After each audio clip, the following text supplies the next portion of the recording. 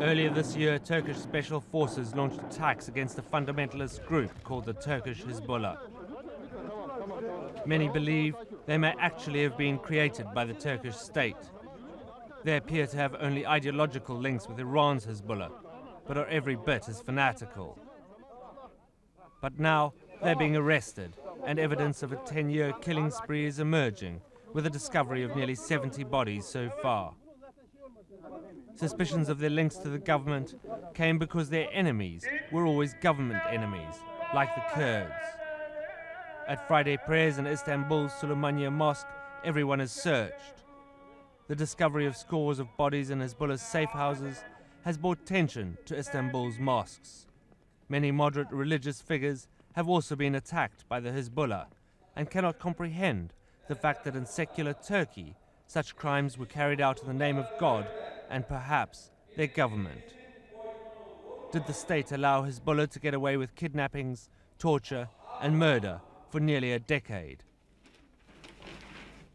Journalist Oral Kalaslar has reported on the Hezbollah for years. He asks why so many unexplained murders have taken place in the Kurdish town of Batman. The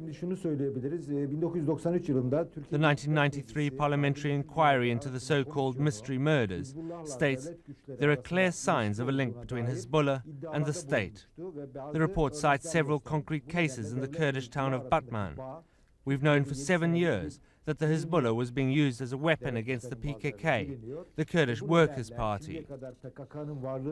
But it's only now that the PKK has laid down its arms that the state has started eliminating the Hezbollah. Though some bodies, like that of Concha Kuris, have been found, hundreds more suspected victims are untraceable. In the Kurdish area of Batman, they attempted to create an ultra-fundamentalist core of Kurds. Anyone who resisted or called for moderation was killed. Their leaders were feared for their extreme cruelty and love of torture.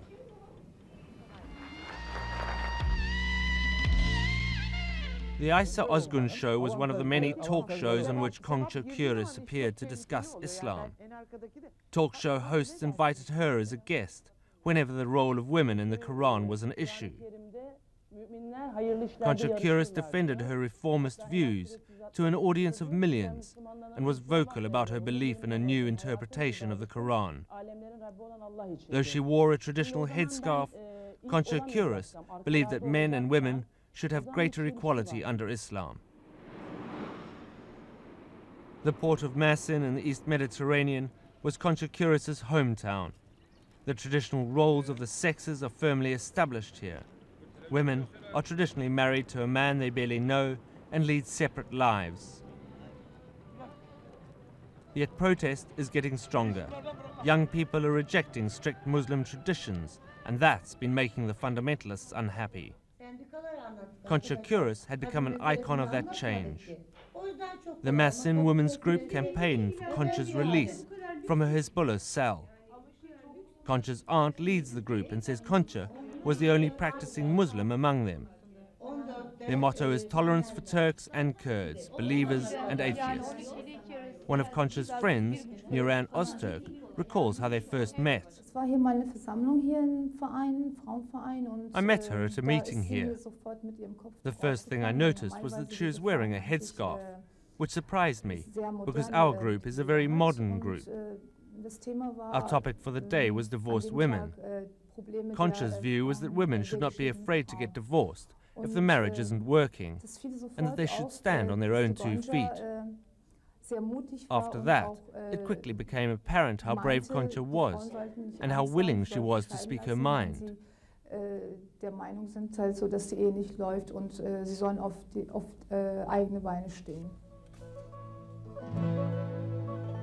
Concha Kuris was from a middle-class family. Even as a schoolgirl, she attracted a lot of attention with her thirst for knowledge. She married young and had 5 children.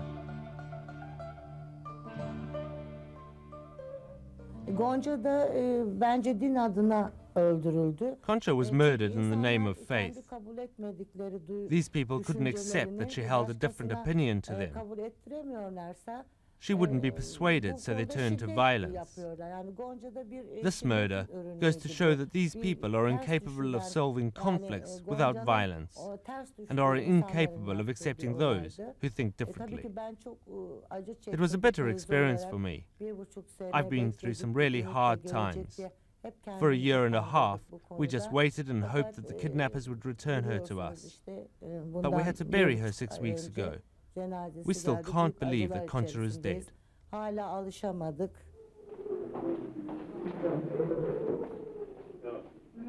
Concha Kuras's funeral was in early February. For months, her family had hoped that the Hezbollah would issue a condition for her release. But it was all tragically in vain. In a crude statement, Hezbollah announced she had been killed for her anti-Islamic beliefs.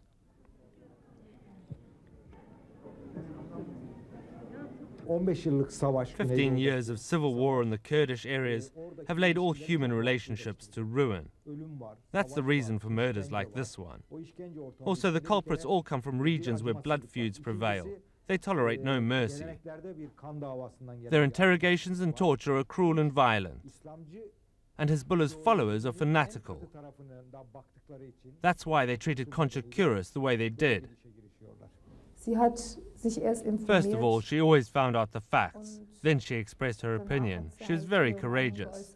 I think she's an example and an inspiration to Islamic women in Turkey and in all Muslim countries.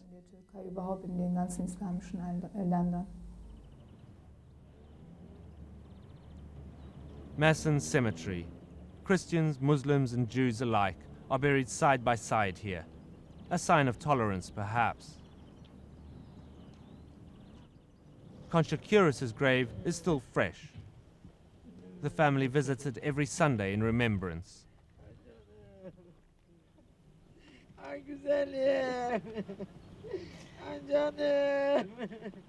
Her parents reproach themselves. Did it really have to happen? They talk about how their daughter got to know members of the Hezbollah. It happened more or less by chance. They were people from the neighborhood, and Concha was curious. Women went to their meetings totally veiled. Concha got to know them better, was open, and they became friends. One of them was the son of my husband's colleague. We knew these people well. Concha knew them, but didn't know they belonged to the Hezbollah. First she said to me, they're good people, and she liked them. But when they started talking about the Quran, she said, they're from Hezbollah. But Concha had no idea that these people were criminals. For a while they studied the Quran together. Then my daughter quite openly said, you're wrong, which led to arguments. Concha said, you're misinterpreting the Quran. And after this, their ways parted.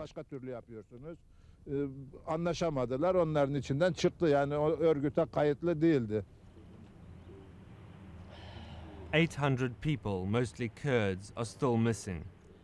Hezbollah's statements lead to new corpses being discovered all the time.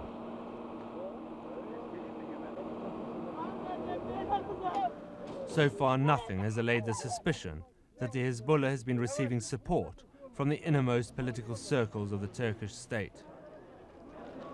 Will any light ever be shed on the dark machinations between the Turkish government and the bizarre organizations it recruited to help it in its war with Turkish dissidents?